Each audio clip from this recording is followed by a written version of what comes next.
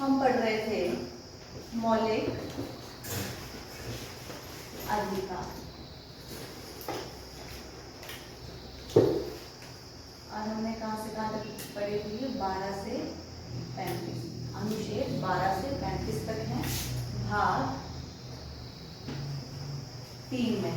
अभी तक हमने अनुच्छेद 30 तक पढ़ लिए थे। आज पढ़ते हैं हम अनुच्छेद 31। आपको पता है इसमें क्या था? इसमें था संपत्ति का अधिकार।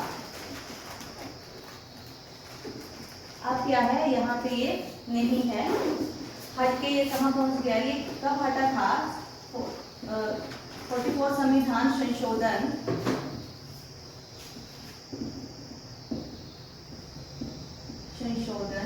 1978 में यहाँ से हटाया गया था, और वर्तमान में कहाँ है ये?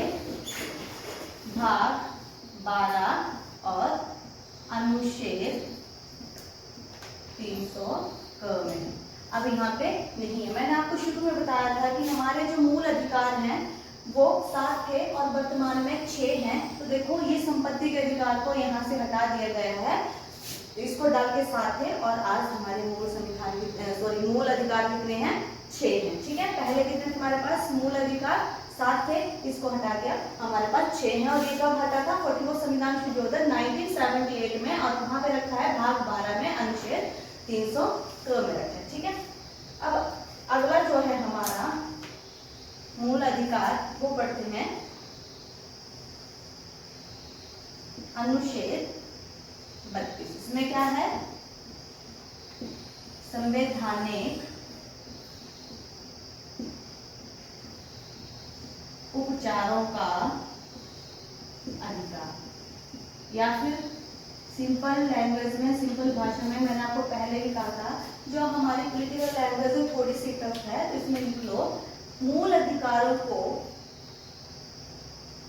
परिवर्तित कराने के लिए न्यायालय जाने का अधिकार। मूल अधिकारों को परिवर्तित कराने के लिए न्यायालय जाने का अधिकार। और इसमें क्या है? हमारे जो हमारा अनुच्छेद 32 है, इसमें हमारी याचिकाएं हैं। ठीक है, याचिकाएं वो कितनी है?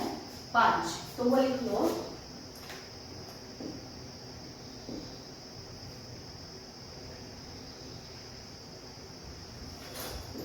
सेकंड है परमादेश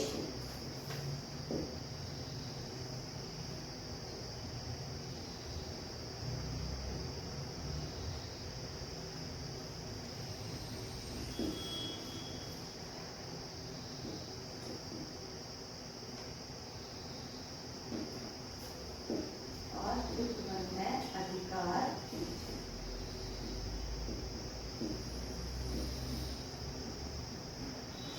इसमें ये 5 हमारी याचिकाएं कौन कौन सी यहाँ पे मैंने लिख दी है। ठीक है, इसका मतलब होता है को प्रस्तुत किया जाए, को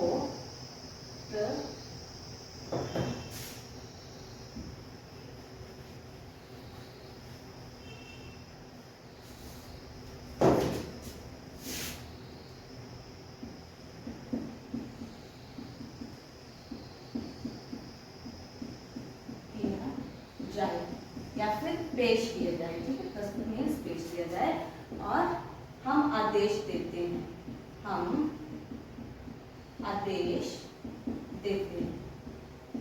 ठीक है, और बाकी नॉर्मल लैंग्वेज में है। तो इसको देखो, ये किसके संबंध में जारी की जाती है? ये किसी व्यक्ति के संबंध में न्यायालय द्वारा दूसरे न्यायालय को जारी की जाती है, जहाँ पे किसी व्यक्ति को बंदी बना के रखा जाता है कि उस व्यक्ति को प्रस्तुत किया जाए या पेश किया जाए। ठीक है, और परमादेश जो है, इसका मतलब है हम आदेश देते हैं।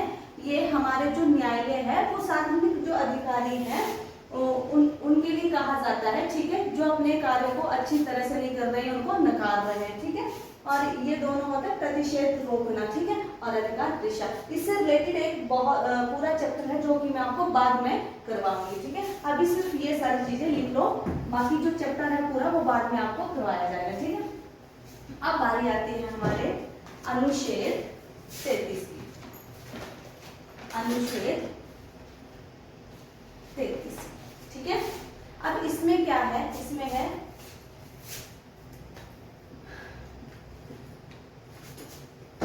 आप सीधा लिख लो, जो हमारे क्या होते हैं, ये इंपॉर्टेंट नहीं है लेकिन फिर भी आपको कई बार आ जाते हैं। सशस्त्र बल व मूल अधिकार, मूल अधिकार। तो हमारा जो आर्टिकल 33 है, ये संसद को अधिकार देता है कि जो हमारे सशस्त्र बल है, जैसे क्या हो गया, कौन कौन है,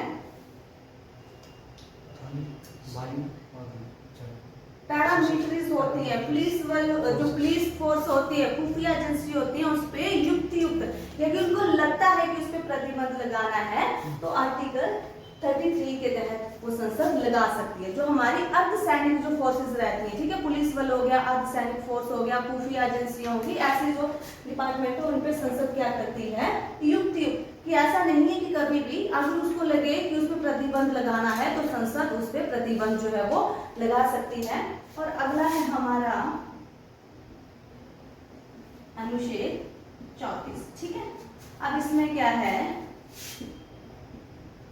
मार्शल लॉ।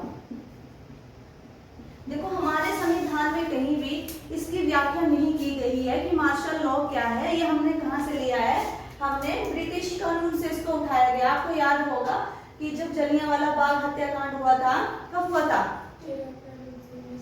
13 अप्रैल 1919 में, तो उन्होंने क्या कर दिया था, मार्शल लॉ लगा दिया था पंजाब में। ठीक है, तो मार्शल लॉ क्या है, ये सैन्य शासन है। मार्शल लॉ का मतलब क्या है, सैन्य शासन है। ठीक है, सैन्य शासन है।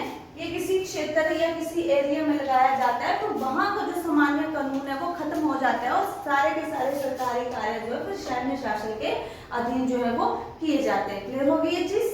तो ये थे हमारे कौन से मूल अधिकार या मौलिक अधिकार। एक लास्ट बचता है, वो है हमारा आर्टिकल या अनुच्छेद 35। इसमें क्या है कि कुछ मूल अधिकारों को प्रभावी बनाने के लिए संसद के पास कानून बनाने की शक्ति है। ठीक है, क्या है, कुछ मूल अधिकारों को प्रभावी बनाने के लिए संसद की शक्ति, जैसे कुछ एक मूल अधिकार हैं, ठीक है, उनको प्रभावी बनाने के लिए संसद की शक्ति है। ठीक है, आगे पढ़ते हैं हम। अगला जो हमारा भाग है उसकी थोड़ी सी इंट्रोडक्शन देख लेते हैं, फिर पढ़ेंगे अगले लेक्चर में। आगे है नीति निदेशक तत्व, directive principle of a state policy. क्या है, डायरेक्टिव